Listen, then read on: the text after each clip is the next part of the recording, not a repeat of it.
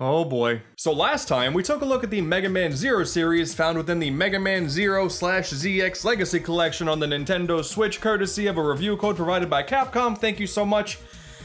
Whew, boy, that sentence was a mouthful. Today we're jumping ship to newer hardware, the Nintendo DS, with two games that I'm actually familiar with because I've owned them ever since they first released. You see, I am a true fan.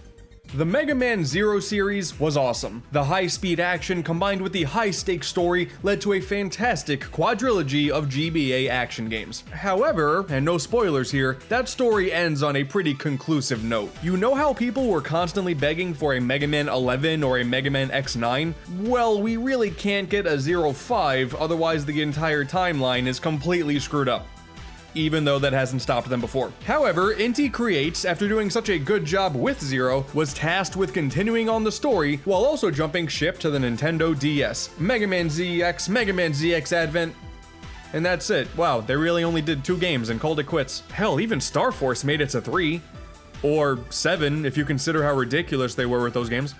I remember at the time simply wanting Mega Man on DS. While the PSP was getting really good remakes, the continuation of the story with some new gameplay elements were going to be happening on this console instead. I may not be caught up with the story, but I'm sold.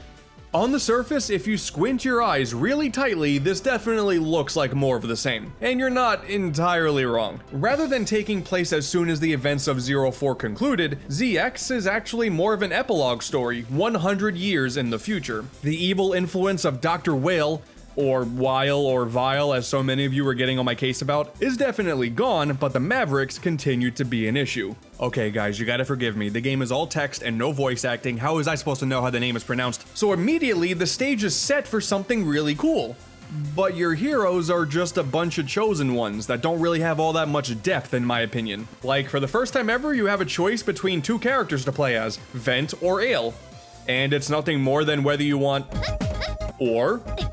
oh man, who to choose? The characters, in my opinion, aren't as strong as they were back in Zero, both the heroes and the villains. Arguably, now that we have a bigger world to explore, it's simply enough seeing people around and not confined to set locations like they were in Zero, but they do certainly try though. Your main partner, Prairie, is theorized to be Alouette, a little girl Reploid from the Resistance who looked up to CL and considered her an older sister. I mean, come on, they have the same exact stuffed cat doll, they are the same character, it's just not official. Even though it is technically a theory, it is more interesting than anything else going on here that's set in stone. You are simply a vessel that is capable of becoming a Mega Man, and your goal is stopping this game's bad guy, Serpent, from taking over the world. It's really not much deeper than that. And ZX Advent isn't that different either. The character choice is more distinct, admittedly, since Gray is a Reploid boy suffering amnesia, and Ash is a humanoid government worker. But once their unique opening stages are done with,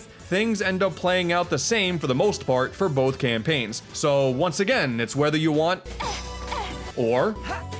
woohoo! You do eventually run into the heroes from the original ZX as well, which is kinda neat. They're older too, you can tell because their hair is different. Continuity between the 2 games is certainly appreciated, that was one of Zero's strong points. But this kinda seems like fan service more than anything, they just kinda end up being there. There is still a common thread that ties everything in this new world together. Biometals, mystical artifacts that contain the data of a Reploid or human, and in this instance they allow you to more or less become Mega Man X, Zero, the 4 Guardians, and even Axel. Wow, okay, didn't think we would see much of him after the X games. I'll help you, if you promise not to leave me. Yeah man, that's certainly the voice I... remember. This is actually a neat enough way to include the characters that we're all familiar with without messing up with the timeline. It even leads to some really quality in-game cutscenes with some of that classic Mega Man voice acting. Ah, sick, a Zero reference, much respect. But not only are the good guys here in the form of biometals, but Dr. Weil as well, with Model W. The bad guys want to harness that power and do even more evil things? Go and stop them, that's about it. The story remains pretty basic. There are a few voice blurbs here or there in ZX, but in Advent's case, there's a whole load of honest to goodness, full voice acting. And it is... come and cry in my bosom. Oh. I'll give you a taste of my special nectar.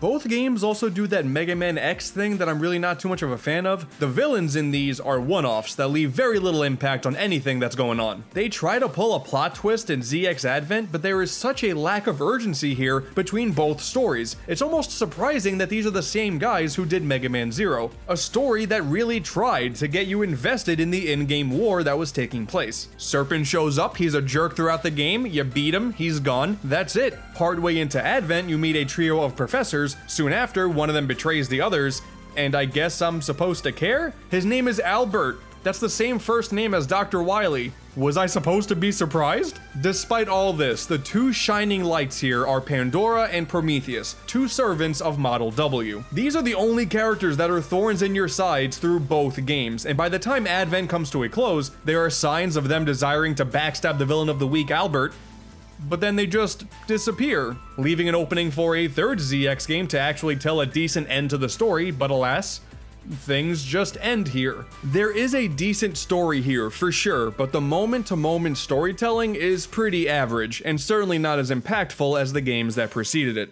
The story may be but the major appeal with ZX is the gameplay. Wow, the strong point of a Mega Man game is the running and shooting, how absurd. Oh, and the music is fantastic too. ZX immediately begins with a jam. Green grass gradation, it is so good. So Mega Man Zero was all about a series of linear stages that laid out enemies in such a way to get you to play around with the handful of tools at your disposal in an attempt to reach a really satisfying state of flow. ZX, on the other hand, slows things down quite a bit and also introduces an open world. You still accept missions via a save station, but rather than transporting to a location thanks to technology, now you have to walk there, which requires a whole lot of running back and forth.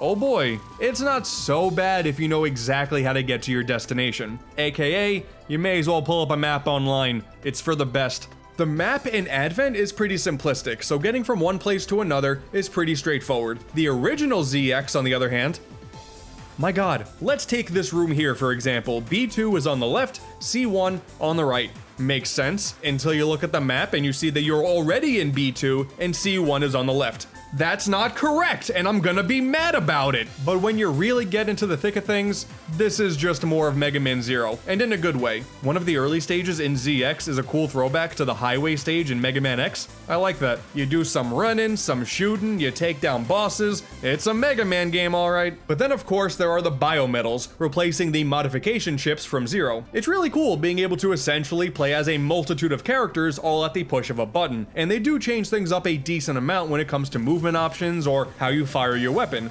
aka just play as Model H all the time because you can basically fly. It's the best. ZXA also changes things up by making Model A your primary form and not ZX, meaning you have no saber to work with until late into the game. Being able to mainly shoot a gun certainly feels more Mega Man, but I would be lying if I said I didn't prefer the idea of going through the whole game with a sweet sword. It's the only game out of the 6 where you can't primarily do that. In general though, each transformation also changes up the bottom screen a little bit. Pretty nice, this was still at a time where simply having a second screen was a pretty big deal, and if anything, nowadays it allowed Capcom to figure out a way to emulate DS games without needing two screens, and letting you use an analog stick to control the touchscreen. With a handful of different screen layouts too, this is actually super nice. Yeah, you remember when Nintendo thought this was a good idea for a layout? You should be ashamed of yourselves. While the biometal system is really cool, Advent goes the extra mile and also allows you to transform into the 8 main bosses. Not gonna lie, it's not that great. At this point, you have over a dozen different choices to transform into, and the level designs really go out of their way to say, hey, these are actually useful, see? We put a hole in the floor for some reason, use the B. I don't know, playing as the bosses is inherently a cool thing for a Mega Man game, but transforming into them here, it just doesn't feel natural. And since none of them are as fluid in their movements as the biometals, they only end up being pulled out because the game reminded you that they exist, at the sacrifice of that flow that these games were previously special for. I get that it's also technically a Metroidvania, so having more options to gather goodies is basically a requirement, but the implementation of such feels forced in my opinion, and I think it would have been better off upgrading the existing biometals instead. For example, Chrono Force can slow down time. cool, but we also already have a water biometal with Model L. Wouldn't it just make sense to combine the two, give Model L the ability to slow down time, and then just eliminate this huge chunk of a thing? I'm pretty sure also I only transformed into Bifrost once to break up these random blocks, and that was it. This seems so unnecessary. That being said, these really aren't that big of a deal. For the most part, these transformations are optional, so quite frankly, they're harmless. I just think it was a weird move. Some of the budget that went into these guys probably should have went towards upgrading the script instead. I'm going to go ahead and meet our booty face to face. Alright, now hardcore ZX and Advent fans, put your pitchforks down. I know I've been doing a lot of nitpicking, but really, at the end of the day, these games are fine. The story may not be super compelling in my eyes, but it gets the job done, and the gameplay may not be as solid and a bit all over the place in terms of its ideas, but it's still enjoyable enough from start to finish. These games are fun, and arguably that's all you can ask for. I think the Mega Man Zero games are way better, especially structurally, but I gotta hand it to the devs for giving a Metroidvania Mega Man game a shot.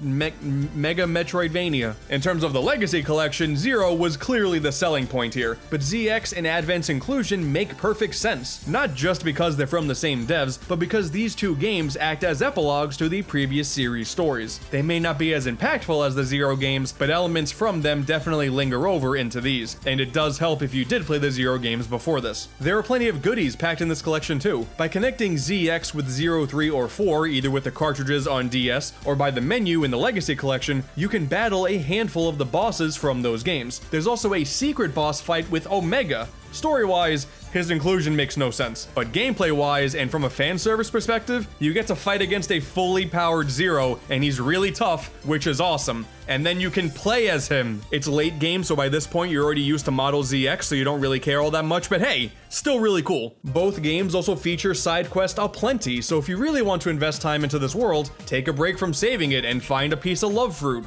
Why not? The end of the world can wait. And why not have a few extra minigames too to sweeten the deal? Most prominent of which being Mega Man A, an 8-bit classic Mega Man styled level with a ZX facelift. It may not seem like a big deal nowadays, but this was before the huge retro revival boom that would start a year or so after this game's release. Having the newest of Mega Man worlds attached to the most classic of Mega Man gameplay styles? I think that's really cool. And this is where the story gets a little bit more interesting. While we may never know if a third ZX game is ever going to happen, even though it would make sense, the developers took matters into their own hands.